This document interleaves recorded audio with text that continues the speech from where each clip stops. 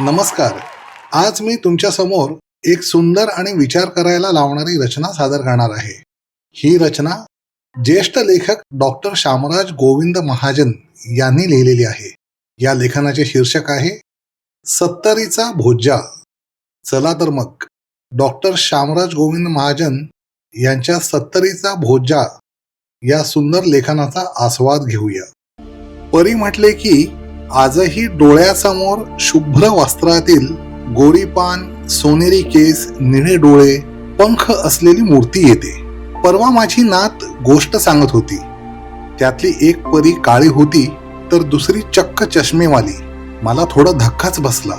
खरंच आज सत्तरीला स्पर्श करताना जाणवतंय अशा परीसारख्या कितीतरी नवलाईच्या जादुई गोष्टी हातून निसटल्या. वय वाढेल तसे काही गोष्टींचा फोलपणा लक्षात आला. कधी सायन्सने निष्ठुरपणे त्यांना खोटं सिद्ध केले, कधी लॉजिकने. त्यामुळे बरीचशी तालबद्ध संगीतमय काव्ये नीरस आणि गद्य झाली. कितीतरी परिराज्ये खलास झाली. सप्तरंगी इंद्रधनुष्य पाहताना काय आनंद असे. हे इंद्रदेवाचे धनुष्य घनघोर युद्ध करून साऱ्या काळ्या कुट्ट राक्षसांना त्याने पराभव केला.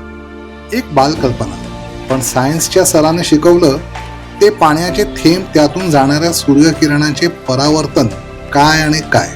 साला इंद्रधनुष्याचा चार्मच कमी झाला. बालपणे वाटायचं रेडिओमध्ये अंगठ्या एवढी छोटी छोटी कलाकार मंडळी राहतात आणि आपल्यासाठी गाणी गातात. कोणीतरी सांगितले होते ही छोटी मंडळी रात्री आपण झोपल्यावर रेडिओ बाहेर येतात आणि आपल्या उठण्यापूर्वी आंघोळ करून परत रेडिओत जातात. त्यांना पाहण्यासाठी मी कितीदा तरी रेडिओ समोर बसून जागे राहण्याचा प्रयत्न केला आहे. काही काळानंतर कॉमन सेन्सने हे सारं बंडल आहे शिकवलं आणि आमची छोट्या लोकांची ही जादुई दुनिया नष्ट केली.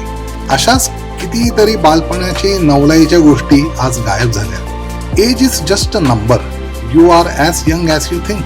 असलं काही व्हॉट्सॲपवर वाचायला किती छान वाटतं, पण शरीर काही हे मानत नाही. 2 वर्षाच्या नातवाला पाठीवर घेऊन घोडा खेळत असताना कंबर आणि गुडघे बोलत नाही तर ओरडत असतात, आता थांब म्हणून. ऐकावेच लागते. लहानपणी शिवणापाणी खेळताना भोज्या म्हणून एक जागा असे. भोज्याला शिवलं की गडी बाद होत नसे. आज मी सत्तरीच्या भोज्याला स्पर्श करतोय. आता कसली बाद होण्याची भीती बाळगू. सायन्स, लॉजिक, कॉमन सेन्स को मारो गोली. आता परत नातीबरोबर परी राज्यात बागडायचं. परी काळी चष्मेवाली असली तरी नातवंडांबरोबर त्याच्या भावविश्वात राहायचं. त्याचं ते निरागस खळाळतं हास्य पुन्हा पुन्हा पाहण्यासाठी, अनुभवण्यासाठी हा लंगडा घोडा. अभी तो मैं जवान हूं दुखऱ्या कमरेला ठणकावून सांगेल. वृद्धाप्य हे दुसरे शैशव कोणीतरी म्हटलेच आहे की. हे पुन्हा प्राप्त शैशव उपभोगण्यासाठी सौची साथच काय, भक्कम पाठिंबा सुद्धा असेलच की निसंशय. मग जीवन निरागस गद्य नाही, एक हस्ती गाती धमाल संगीतिका असेल. खरेच अगदी सत्तरी शपथ.